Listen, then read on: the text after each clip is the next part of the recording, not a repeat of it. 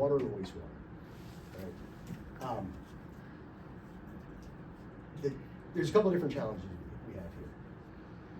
There's the physical plant of our water infrastructure. And if you look at the town water map, what you've got is basically a couple of different systems layered over each other from, at pretty significant intervals. I think the oldest part of infrastructure is probably close to over a century old. We've got quite a bit of other newer systems, either in parallel or in some cases separate and distinct from those. Right now, the warrants we have out on that, the challenges associated with that, I would say that's our biggest single challenge, and that's the one that requires the most money. Long term, I would say one of the challenges that, one of the things we just need to be cognizant of is really demographic, right? The median age in Whitefield is 51.2 or 51.3. So basically, at least in terms of the information you find out there. So I'm the median age in Whitefield. I don't know if that's a good thing or a bad thing, but it is. The challenge with the demographics is, what we would like to get to, I think, right, is someplace where we have a healthier mix of younger families to help us get to a healthier mix economically. And maybe that's a vision. Because in order to keep our services going, we've got to have a tax base that can actually support it. And nothing is cheap.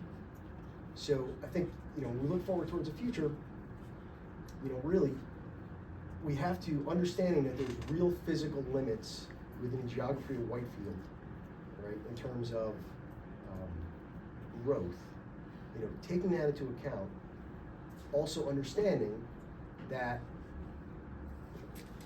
I think the part of the job of the select board is identifying opportunities as they come, right? And being honest brokers about what those opportunities entail, right? If it's something that can help us defray our costs or help us get to demographics that maybe get us on the track to a broader tax base or tax base where we've got, both in terms of age and economics, we've got a good mix. They say that what leaders are responsible for is bridging the gap between people's present and their future. Right? It doesn't mean that we have to take every opportunity that comes our way, right? But we have to be able to put it in context. And I would say, moving forward, what I'm looking at is, we've got this master plan that we developed in 2019 that basically said, this is who we are and this is what we want to do. What I'd like to do, and what I'd like to see, is a periodic review of that, or episodically, when opportunities present themselves, if something comes up and it looks like it might be a good idea, let's go back and look what we said when we put some coherent thought into it and see if the opportunity matches the vision. And if it does, and the numbers work economically, that's the part where we go back to people and say, okay, listen, this is what we said we want, this is what we think it will cost, we think this fits the vision, is this where we want to go? Other than that, I'll just say, I think today's International Women's Day. My wife reminded me the other day. Normally, if you live in Europe or countries that celebrate it, the ladies will generally get chocolate and flowers. I don't have chocolate and flowers for you. Unfortunately, you got to sit here and listen to me blather for about 45 minutes, which is just as good as chocolate and flowers, just as good.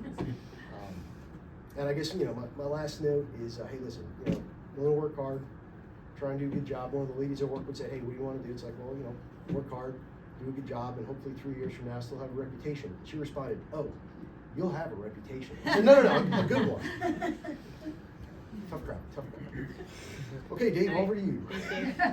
Okay, back around 1900, Whitefield had almost 6,000 people living in it. It was the epicenter of a couple of railroad trains coming in, dropping people off for the grand hotels. There was probably about 20 of them at one point. I think there's 2 or 3 maybe left, depending on how you want to count them now. Well, our economy's not like that. Hasn't been like that for many, many years. Fast forward, I think back around 2020, Whitefield had about 20, maybe 2,100 people or so. We now have, I believe it's almost 2,400 people in population. The growth population in Whitefield are older retirees. I often characterize it as people from Massachusetts and Connecticut and Point South selling their homes, and they come up here and in all seriousness, they get a good bang for their buck.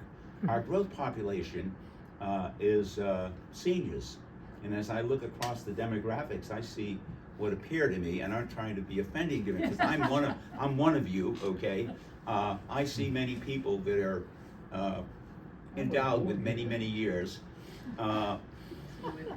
So that, to me, that's reality on the ground. That's kind of where we are. At the same time, a good many are in, how shall we say it, a fixed income. It may be a good income, but it's still a fixed income. So I kind of want to relate to that aspect of it as well. Again, I'll go back to my time on the school board, and if you look at the demographics of the school board, the enrollment in our school district, it continued to decline and decline and decline. I believe it's plateaued. It may have increased a little bit now, but not by very much. So I mean, I love young people. I'm very jealous of a lot of young people, and I see some wonderful talent out there. So I think there's a bright future out there. But so I guess my main concern is really addressing the needs of where Whitefield and most rural communities are really going to go. I mean, strategically, Whitefield has several things that I see really going for it. Number one, we are on the northwest corner of the White Mountains National Forest. There's over 6 million people that visit the National Forest every year. The state of New Hampshire only has a little over 2 million people in it. I see visitors to the White Mountain National Forest as an economic opportunity. So I think as I see Whitefield, moving forward into the future, and as I've already alluded to, I think it makes sense to become very pro-business orientated. Hey, this would be a great place for you to locate your business. It doesn't all have to go to Littleton or to North Conway. Why can't Whitefield be one of those cool destinations that people want to come? And that in itself brings its own vibe.